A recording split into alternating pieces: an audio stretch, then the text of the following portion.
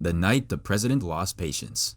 In the final uneasy months of World War II, as the world's most destructive conflict lurched toward its unpredictable end, President Harry S. Truman faced a crisis that few Americans understood at the time and even fewer remember today. It was a moment defined not by the thunder of artillery or the descent of Allied bombers, but by the quiet, grinding tension inside the Oval Office. Tension between the civilian government struggling to reassert its authority after years of war and a military establishment accustomed to immense autonomy under Franklin D. Roosevelt. Truman, who had taken office suddenly, unexpectedly, and without Roosevelt's stature, stepped into a command structure dominated by towering generals and admirals who had grown used to direct access to the president and broad freedom in shaping the conduct of the war. What Truman walked into was a system running on momentum rather than oversight, held together by personal relationships forged over the course of global catastrophe. And overnight, he found himself responsible for a machine that not only resisted control, but quietly questioned whether he was the man who should have it. The death of Roosevelt in April 1945 was more than a transition. It was a shock wave through the American military establishment. Roosevelt had cultivated a complicated but deeply functional relationship with his top commanders, men like Admiral Ernest King, General George Marshall, and General Douglas MacArthur, granting them wide latitude and absorbing the political consequences himself. He kept them close, listened to their competing visions, and mediated disputes with skill honed over 12 years in office. Truman, by contrast, had known almost nothing about the deepest strategic discussions, including the Manhattan Project. He had been vice president for only 82 days and had been largely excluded from Roosevelt's inner circle.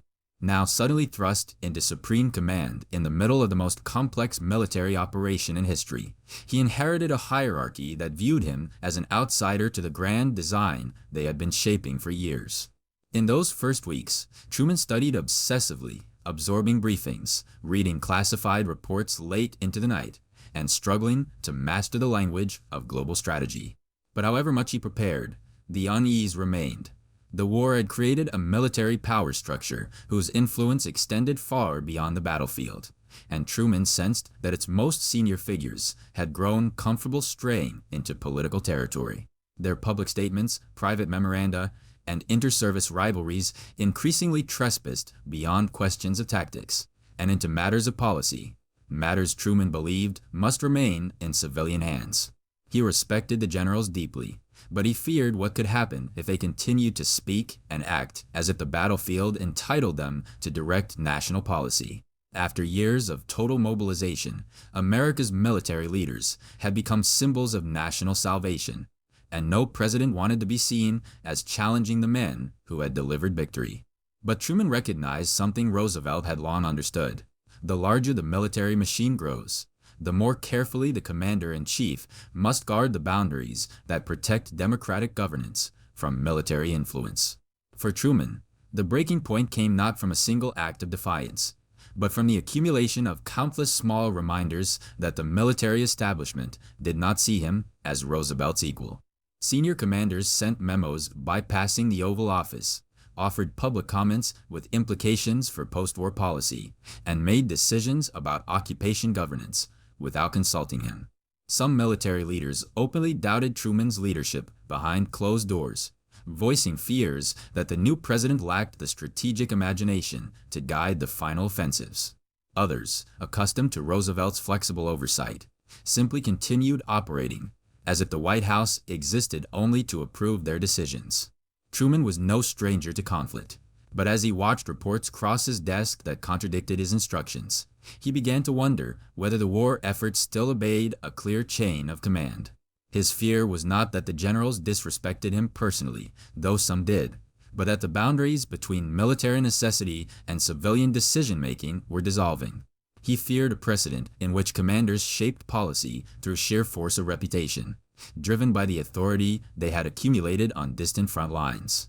He feared that a military accustomed to autonomy would resist the strategic recalibrations he believed were necessary as victory drew closer.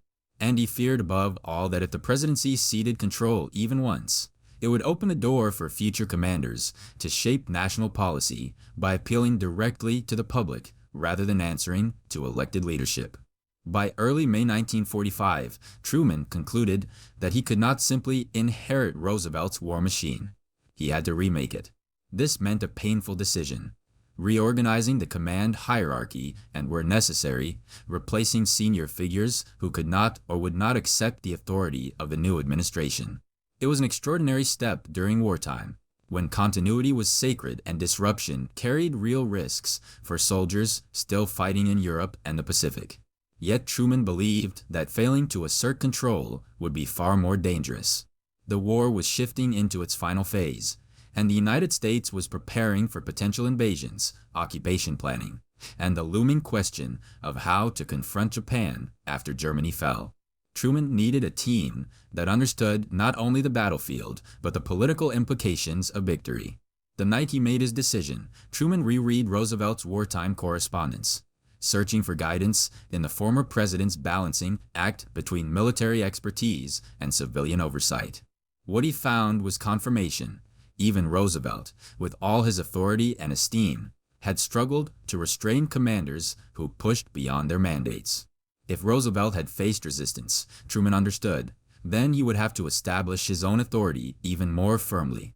And so he spent hours reviewing personnel lists, reading performance evaluations, and consulting trusted advisors who understood the stakes.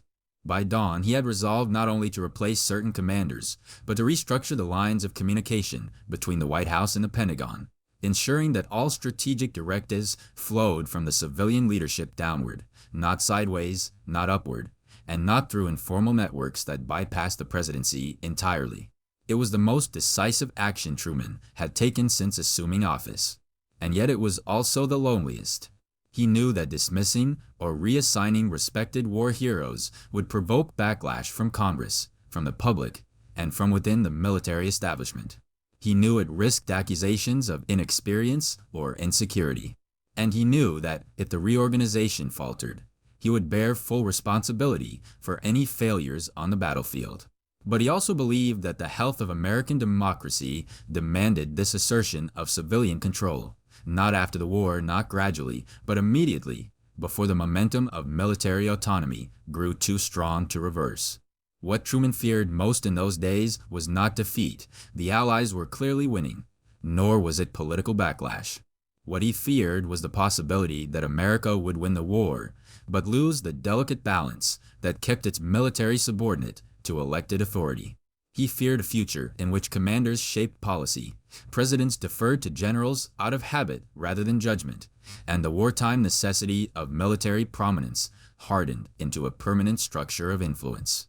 And so, in the spring of 1945, Truman prepared to do what few presidents had ever dared during an active global conflict: reassert the full weight of civilian authority over a military machine that had come to view itself as the nation's guiding force. The quiet purge and the storm it triggered. When Truman initiated his reorganization of the wartime command structure, he chose to act with a precision that masked the scale of the change he was unleashing. There was no public proclamation, no dramatic confrontation, no theatrical dismissal of high-ranking officers. Instead, memoranda began to circulate through secure channels, quietly redirecting lines of authority, altering chains of communication, and reassigning roles that senior commanders believed had been fixed for the duration of the war.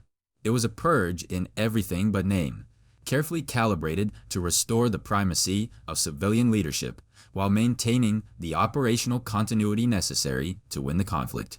And yet, within the Pentagon and across far-flung headquarters from Europe to the Pacific, the shift was felt instantly. The era of wartime autonomy was coming to an end. Truman began by tightening the decision-making structure around the Joint Chiefs of Staff. Under Roosevelt, the chiefs had operated with a degree of independence born of necessity, often resolving disputes internally and approaching the president only after reaching consensus, or, in some cases, presenting competing strategies directly to him. Truman believed this openness had allowed personal rivalries and inter-service competition to dominate critical decisions. So he established a firmer hierarchy, requiring that major strategic proposals reach the Oval Office through the Secretary of War and the Secretary of the Navy, restoring the civilians to the gatekeeping role they had gradually ceded. This seemingly small administrative change struck deeply at the power the chiefs had accumulated, signaling that Truman intended to dismantle the informal but influential channels through which senior commanders had shaped policy during Roosevelt's presidency. The first significant reassignment targeted commanders who had proven incapable of operating within clearly defined chains of authority. Some of these men had long-standing reputations for brilliance and aggressiveness, qualities highly valued in wartime, but potentially destabilizing in a political system where military initiative could easily spill into policy assertion. Truman did not question their competence. He questioned the precedent their unchecked autonomy set. Within days of the reorganization, officers whose personal influence stretched far beyond their official roles found themselves shifted to strictly operational commands or rotated out of strategic planning positions entirely. Truman framed these changes as routine adjustments required for the endgame of the war, but those inside the military establishment understood the implication. A president who had assumed office amid doubts about his authority was now demonstrating that he commanded not only the machinery of government, but the institutional culture of the nation's armed forces. News of the reassignments traveled quickly through military channels, sparking unease among officers who wondered whether the White House now viewed senior commanders as political risks rather than war leaders. In Europe, where victory seemed imminent after the collapse of Nazi Germany, some staff officers worried that the removals might signal a lack of confidence in the planning for the post-war occupation. In the Pacific, where the fighting was still ferocious and the invasion of Japan remained a looming possibility, the sudden changes raised questions about the long-term continuity of operations. Truman anticipated this anxiety, but he believed it was necessary. For years, American military strategy had been executed by commanders who possessed enormous personal authority derived not only from rank, but from public perception. Truman's reorganization aimed to remind every officer, from staff planner to theater commander, that their authority flowed from the civilian government. War heroism did not exempt them from oversight. Among the public, almost none of this was visible. Truman maintained the outward appearance of smooth wartime governance, careful not to disrupt national morale or provide adversaries with the impression of internal instability. Yet, behind the scenes, his reorganization forced every senior commander to recalibrate his understanding of the presidency. Under Roosevelt, the military had grown comfortable operating with broad discretion, trusting the commander-in-chief to intervene only when necessary. Under Truman, they were now confronted with a president who, though new to the role, possessed a sharper sense of institutional boundaries and a stronger determination to preserve them. This was not a matter of ego. It was a matter of constitutional order. The most contentious part of Truman's restructuring involved the Pacific Theater, where personalities and strategic disagreements had collided throughout the war. The rivalry between the Army and Navy had produced overlapping plans, conflicting timelines, and divergent visions for how Japan should be subdued. Some commanders favored a strategy of tightening naval blockades and aerial bombardment. Others argued for a full-scale invasion. Truman believed that such disputes were unavoidable in complex war planning, but he also saw that they had been allowed to fester without firm civilian arbitration. Under the new system, Truman positioned his civilian secretaries to enforce unified direction, requiring that all major war plans be vetted for alignment with broader political objectives, including the eventual occupation of Japan and the geopolitical balance that would follow the war's end. As part of this consolidation, Truman reassigned several influential officers whose public statements had begun to shape expectations about America's post-war posture. These men were not insubordinate, nor were they acting with malice. They were simply accustomed to a wartime environment in which their expertise carried political weight. But as Truman saw it, the transition from global conflict to post-war order required a reset. For the war to end on terms that aligned with America's long-term interests, the military had to operate under strict civilian supervision, not only in its actions, but in its messaging. Truman feared that without decisive intervention, Senior commanders might unintentionally entangle the United States in political commitments or strategic postures that exceeded the scope of military necessity. While the public remained unaware of the details, Congress began to sense the shift. Some legislators viewed the reassignment of respected commanders as an overreach, a sign of Truman's insecurity rather than his authority. Yet others recognized his intent to prevent the evolution of a military culture that believed it could influence or even determine policy outcomes.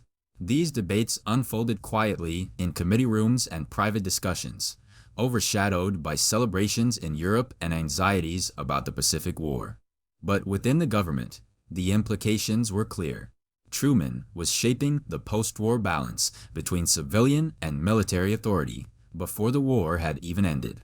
The most profound impact of Truman's purge, however, was psychological. It forced the armed forces to confront the reality that their wartime autonomy was temporary, not transformative.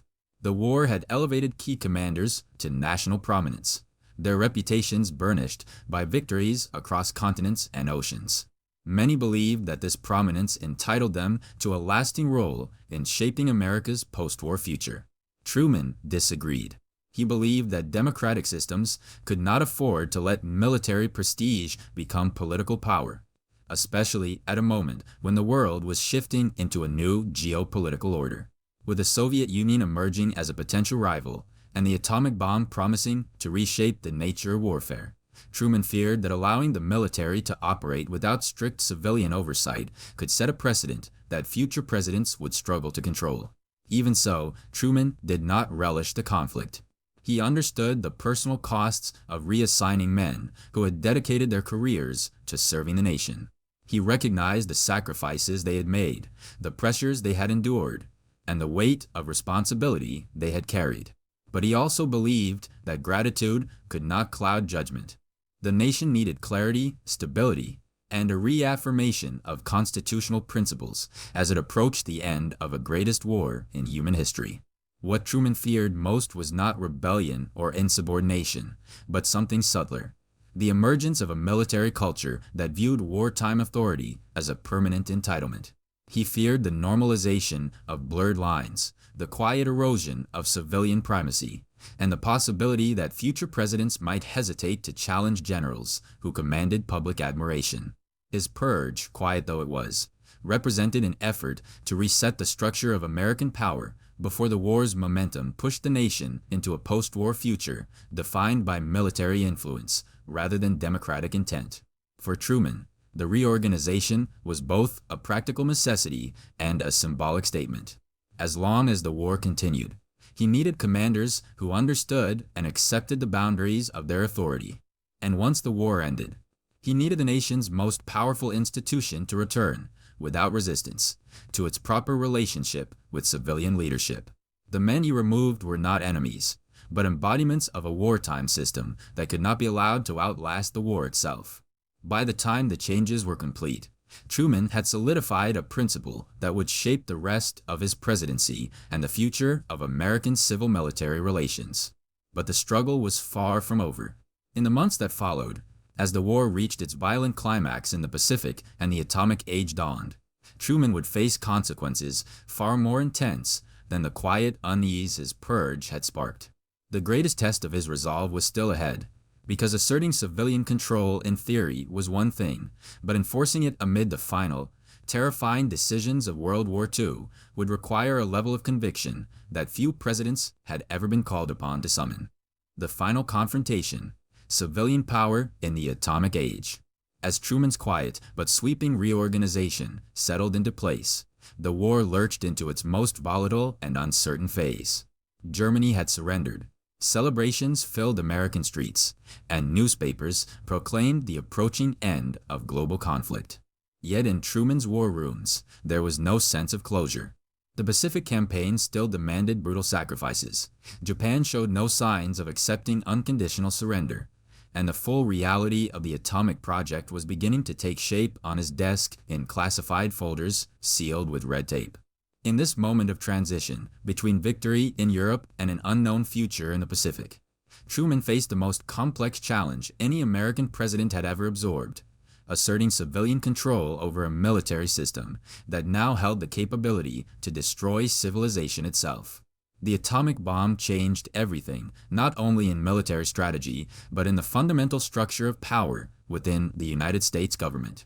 Truman had been briefed on the Manhattan Project only after assuming office, and the shock of discovering that the nation possessed a weapon capable of leveling cities in an instant forced him to confront the implications of military autonomy with renewed urgency. The bomb was not merely a tool. It was a political instrument with the potential to shape, distort, or overwhelm civilian authority if oversight was not absolute. Truman understood that the decision to use or withhold such a weapon could alter the trajectory of human history and define the moral boundaries of American leadership for centuries. And he feared that if the military viewed the bomb as simply the next step in operational escalation, strategic restraint might be lost. Inside the Pentagon, senior officers were formulating invasion plans for Japan that projected unimaginable casualties. Battles like Iwo Jima and Okinawa had revealed the tenacity of Japanese defense and the staggering human cost of every mile gained. Many commanders believed that an invasion of the Japanese home islands was inevitable, and their projections suggested that the fighting could drag into 1946 or beyond. Truman respected their expertise, but he sensed a growing momentum toward military solutions that did not fully account for the political implications of such devastation. The war in Europe had trained the army to think in terms of relentless offensives, and many officers carried that mindset to the Pacific. But Truman believed that the end of the war was not merely a question of battlefield victory. It was also a question of shaping the world that would follow the surrender. As discussions intensified, Truman faced a troubling realization.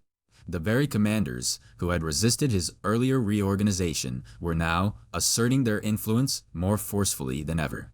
They argued strongly for total invasion, insisting that anything short of complete military triumph would leave Japan's militaristic structure intact. Some questioned whether political considerations should restrain the use of overwhelming force. Others warned that the Japanese leadership would interpret any hesitation as weakness. Truman, however, saw the larger picture. The decision was not simply about ending the war. It was about defining the rules of the post-war world, especially as America prepared to confront the Soviet Union in a new era shaped by power, ideology, and nuclear capability. This conflict between military imperatives and political vision came to a head as Truman reviewed draft invasion plans bearing casualty estimates that seemed almost unreal in scale. The military saw these projections as necessary calculations. Truman saw them as a reminder that humanity was reaching crossroads. Inside the cabinet room, he studied maps filled with red arrows pointing toward fortified beaches, lists of divisions that would be needed, and timelines that stretched beyond the horizon of public patience. The military's confidence in a decisive invasion was unmistakable. Yet Truman wondered whether these assumptions reflected necessity or institutional inertia, whether commanders who had fought for years simply could not imagine victory through any method other than overwhelming force. At the same moment, the first successful test of the atomic bomb at Alamogordo sent shockwaves through the highest levels of government. Its detonation did more than illuminate the desert sky. It illuminated the vast gulf between military capability and political responsibility. Truman could feel the shift instantly. The war was no longer solely about armies and fleets, but about the dawn of a technology that could render those forces obsolete. The generals understood the bomb's destructive potential, but Truman understood its political meaning. Whoever controlled this weapon controlled not only the end of the war, but the beginning of the next age. And that control, he believed, must reside with the president and the civilian government, not the military, and not the commanders who had shaped wartime strategy for 3 years before Truman arrived. This conviction sharpened Truman's resolve to finalize the restructuring he had begun. He tightened oversight on how atomic intelligence was handled, limiting access to a small circle of trusted advisors. He required that all planning related to the bomb pass through civilian channels before reaching him for final approval. In doing so, he established a precedent that would define American nuclear policy long after the war. But it also deepened the tension between the White House and the military establishment, which regarded Truman's restrictions as an encroachment on operational authority. For commanders accustomed to broad autonomy, especially in planning and executing new forms of warfare, the idea that strategy could be filtered through layers of civilian oversight felt restrictive and unnatural. Yet Truman saw no alternative. If boundaries were not erected now, they might never be erected at all. At the center of this conflict was the question of how to end the war with Japan. As the bomb neared readiness, the military prepared for dual possibilities: a massive invasion and the potential deployment of an unprecedented weapon. Truman had no illusions about the bomb's consequences. He had studied the reports of firebombing raids on Tokyo and understood that the atomic weapon would unleash devastation on a scale beyond imagination. But he also believed that the decision to use it could not be delegated. It was not a matter of operational necessity, but of national and moral responsibility. Truman feared what might happen if the authority to deploy the bomb were ever interpreted as a military prerogative rather than a presidential one. And so he insisted that the use of the bomb, if it came to that, would be a political act executed under his direct command. This insistence generated frustration among some commanders, whose focus remained fixed on bringing the war to a rapid conclusion with minimal American casualties. They viewed the bomb as a tool to accomplish this objective. Truman, though equally committed to ending the war, saw the atomic weapon as something far larger than a strategic convenience. It was a force that could reshape global diplomacy, influence alliances, and alter the nature of future conflicts. His fears were not rooted in distrust of the military, but in recognition of the bomb's potential to empower any institution that controlled it. The world entering the nuclear age required a president who not only commanded the armed forces but restrained them. As Truman navigated these internal battles, he also faced pressures from abroad. The Soviet Union, having agreed to enter the war against Japan, was preparing to expand its influence in East Asia. Truman viewed this commitment with suspicion, recognizing that Soviet participation might complicate post-war negotiations over territory, occupation, and influence. Ending the war before the Soviets could gain a foothold in Japan became an urgent priority, one that added another layer of complexity to the already staggering decision before him. Military commanders focused on achieving surrender. Truman focused on shaping the geopolitical balance that would follow. These priorities overlapped but were not identical. As the weeks passed, Truman found himself increasingly isolated at the center of a decision no president had ever faced. His reorganization of the military had established the principle of civilian control, but now he was about to test that principle under the most extreme conditions imaginable.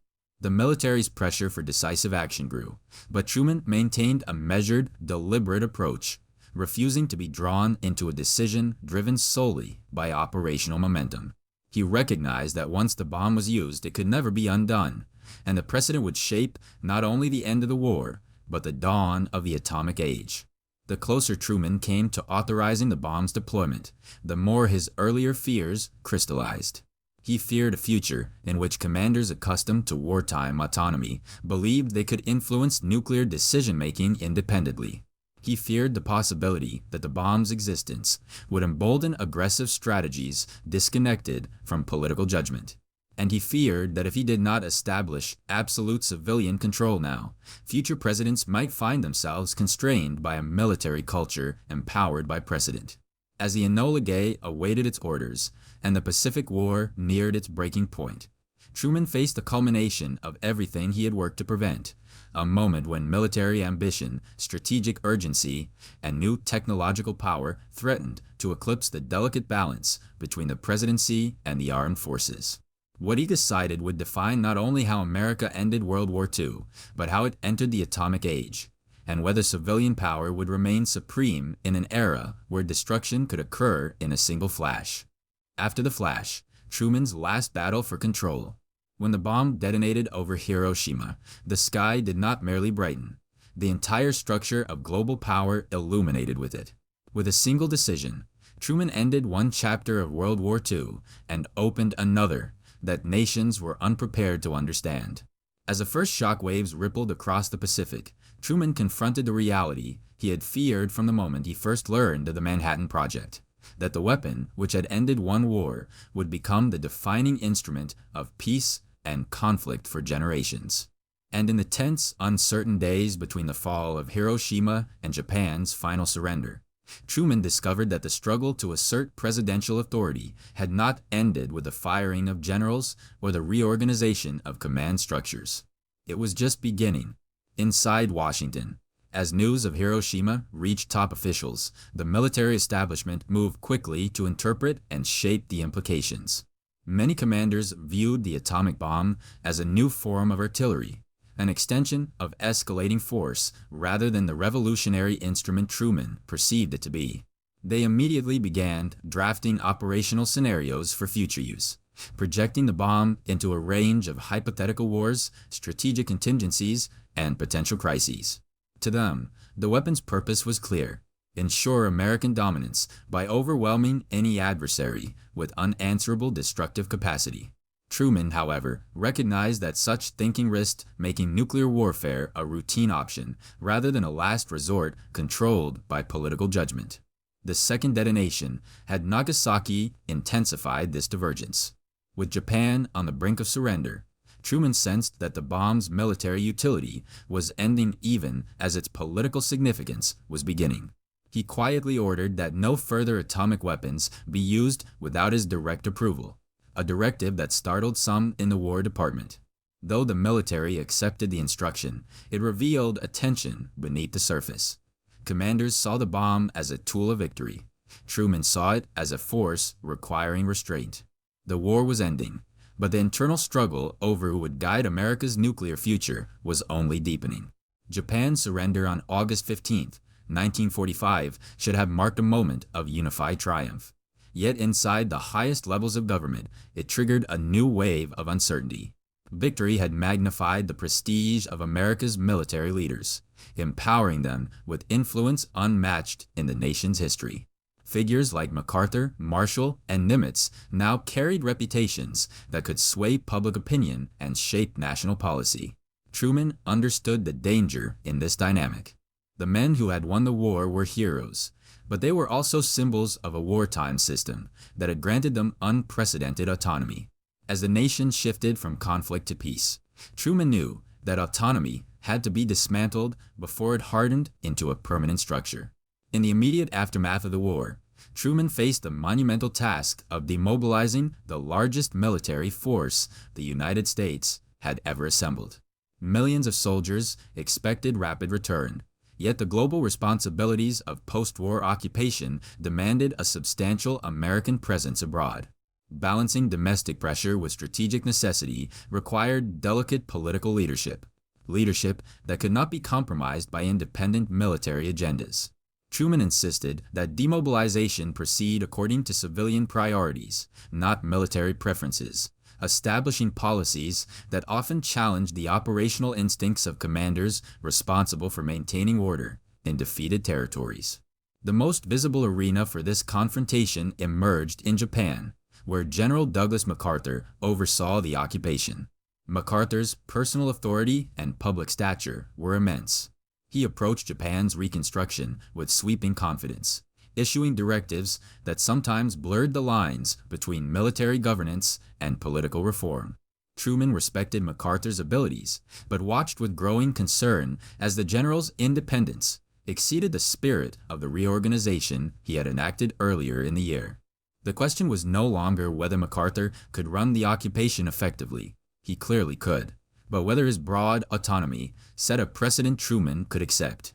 Truman knew that allowing a commander to reshape a nation without tight civilian oversight might embolden future military leaders to view political power as an extension of battlefield success.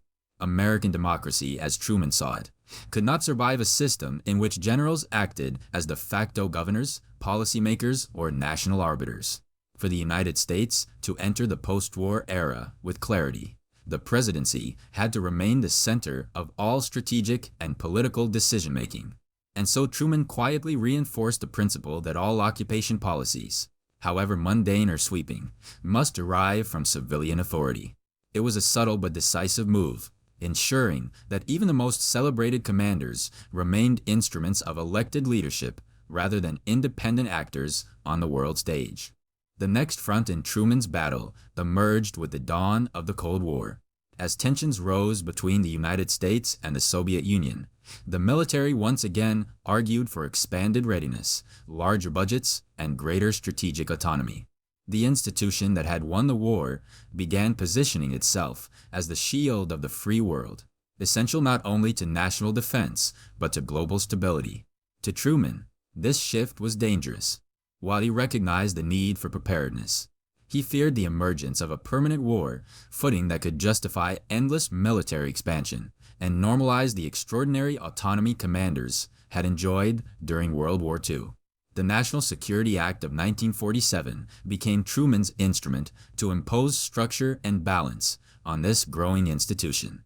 By creating the Department of Defense, the National Security Council, and the CIA, Truman attempted to centralize authority, reduce inter-service rivalries, and place military power firmly within a coordinated civilian framework. It was not simply a bureaucratic reform. It was a continuation of the principle he had asserted in 1945, that military power must never exist without political restraints. Yet even as Truman reshaped the architecture of American defense, he faced resistance from those who believed the military needed greater freedom to confront the Soviet threat.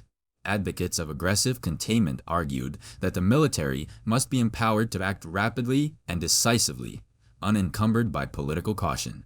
Truman understood the logic, but recognized the peril.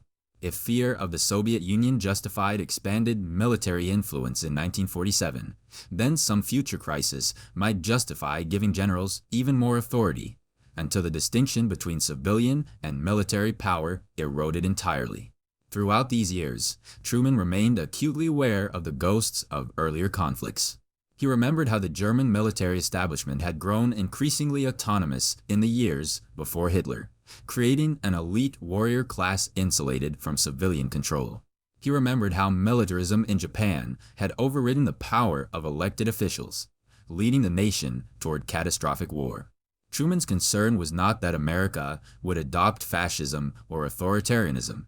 It was that complacency could weaken the mechanisms that prevented such transformations. The threat, in his view, was not dramatic rebellion, but gradual erosion, an incremental shift in which generals gained influence by default rather than design. This fear resurfaced dramatically during the early months of the Korean War, when MacArthur once again emerged as a dominant force in American strategy. His battlefield successes and public prestige emboldened him to push military objectives that conflicted with Truman's political goals. The disagreement exposed the full implications of the struggle that had begun in 1945. MacArthur's confidence, bolstered by years of autonomous command, led him to challenge the limits of civilian oversight. Truman recognized immediately that the issue extended far beyond a single commander or a single war. It was the same battle he had been fighting since he first entered the Oval Office. The preservation of civilian supremacy in a nation whose military power was now unmatched in human history. In April 1951, when Truman relieved MacArthur of his command, the nation erupted in controversy. Many Americans saw the decision as a betrayal of a hero. Others recognized it as a necessary reaffirmation of constitutional order. But for Truman, it was the inevitable endpoint of a struggle that had begun the day he inherited Roosevelt's wartime machine. He had replaced commanders in 1945 to restore authority. He had asserted control over nuclear weapons to protect political judgment. He had reorganized the military structure to prevent institutional autonomy. And now he was removing a revered general to demonstrate, beyond all doubt, that the military served the presidency, not the other way around. In the quiet of his office after the decision, Truman understood that his greatest legacy would not be the bomb, the Marshall Plan, or even victory in Korea. His legacy would be the principle he had defended at every turn, that in a democracy, the power to wage war, conventional or atomic, must always remain in civilian hands. The danger he had feared most was not a coup, not defiance, not rebellion. It was the far subtler threat that wartime habits might calcify into permanent expectations, blurring the lines that protected the Republic from militarized politics. By the time Truman left office in 1953, he had redefined civil-military relations for the atomic age. The American military was stronger than ever, yet its authority was tightly bound to the principles of elected leadership. The bomb existed, but no commander could deploy it without presidential approval. The armed forces planned global contingencies, but always within the framework of civilian strategy. Truman's decisions had placed guardrails on the most powerful institution in American history. And yet, the struggle he waged remained a permanent one. Every future president would inherit the same challenge he confronted in 1945, balancing military necessity against democratic restraint, operational urgency against constitutional authority. Truman had not eliminated the danger. He had clarified it, exposed it, and established the tools to manage it.